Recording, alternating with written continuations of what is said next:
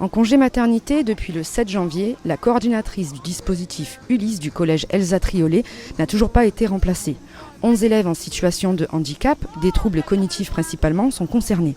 Les personnels du collège et les parents d'élèves ont manifesté devant les portes de l'établissement beauquerrois ce mercredi matin. Cette situation, elle est vécue comme un abandon. Clairement, c'est-à-dire que les élèves arrivent, vont dans la discipline dans laquelle ils avaient décidé d'être intégrés avec les autres professeurs, en arts plastiques, en EPS, puis reviennent normalement dans leur dispositif, dans leur classe, où ils revoient un peu les devoirs avec leur coordinatrice. Là, actuellement, ils sont en permanence et ils ne font rien. Voilà. Et puis ils attendent la prochaine heure de cours qu'ils auront peut-être en fin de journée. Donc ce sont des personnes fragiles avec un handicap cognitif et qui sont laissées pour compte. Delphine Fize faisait partie des manifestants.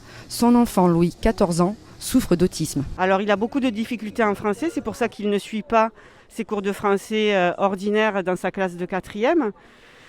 Il lui faut vraiment une adaptation bien particulière et le dispositif Ulysse lui donnait. Enfin, en tout cas, la coordinatrice s'adaptait à son niveau et aujourd'hui, depuis 3 mois, il n'a plus français. Ça va être compliqué de revoir un petit peu tout par la suite. Mobilisés depuis plusieurs semaines, les parents d'élèves et les personnels du collège réclament aujourd'hui des réponses. Les parents d'élèves ont écrit une lettre pour demander un remplacement auprès du DAZEN de Nîmes et auprès de la rectrice.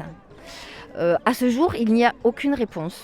Voilà. Et aujourd'hui, nous manifestons, nous demandons aussi une audience auprès du DAZEN afin d'avoir des réponses. De notre côté, un élément de réponse nous a été apporté par le directeur académique des services de l'éducation nationale du Gard, Philippe Maheu. Il explique que malgré tous les efforts de ces services, en lien avec ceux du rectorat, ils ne parviennent pas à trouver une personne qualifiée pour occuper ce poste dit spécialisé.